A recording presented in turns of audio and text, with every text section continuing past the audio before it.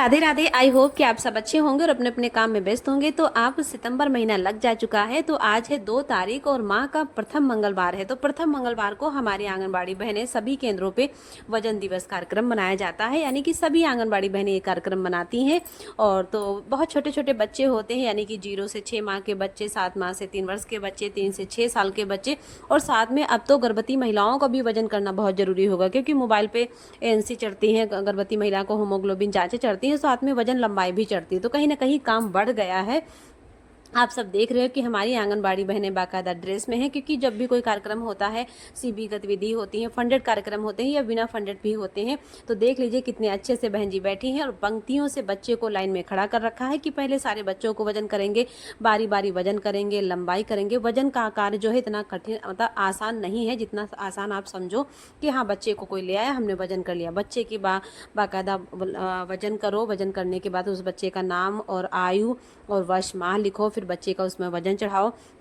फिर साथ में बच्चे को अगर छोटा बच्चा है तो लिटा के, अगर बड़ा बच्चा है तो खड़े करके स्केल पे उसकी लंबाई लो, फिर उसमें लिखो। और बाकायदा उसमें लिखने के बाद आप 5-6 दिन, 1 हफ्ते तो व्यस्त रहेंगे कि हाँ बच्चे की ये जो आयु या वजन निकला है उम्र के हिसाब से वो किस श्रेणी में जा रहा है, यानी कि आपको पंजिका में वो ग्रेड भी निकालना है। उस पर भी आपको ऐड करना है कि ये बच्चा हमारा सामान्य श्रेणी में आ रहा है या कुपोषित में आ रहा है या अति कुपोषित में आ रहा है। और साथ में जो काम हमने बता रहे हैं, काम बढ़ गया है, तो कहीं ना कहीं मैम सैम की जो एक कैटेगरी आ गई है वो भी काम बहुत बढ़ गया है।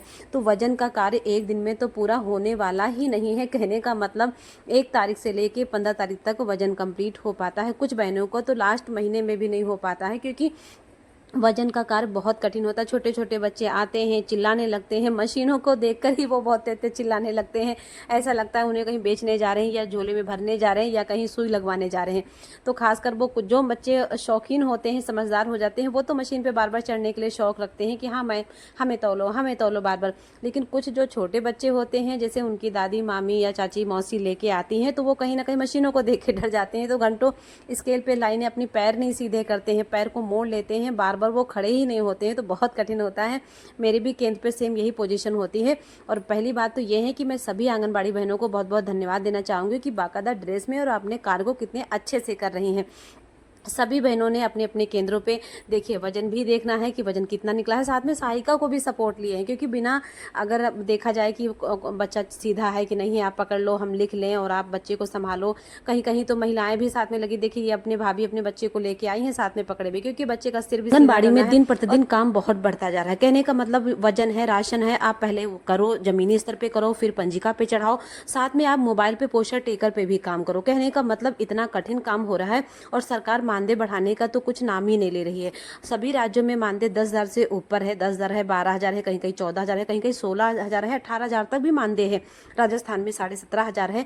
लेकिन अगर हम यूपी की बात करें, उत्तर प्रदेश में लखनऊ जिला में काकोरी ब्लॉक में सिर्फ 7,500 मानदेय है, यानी कि कुछ भी नहीं है।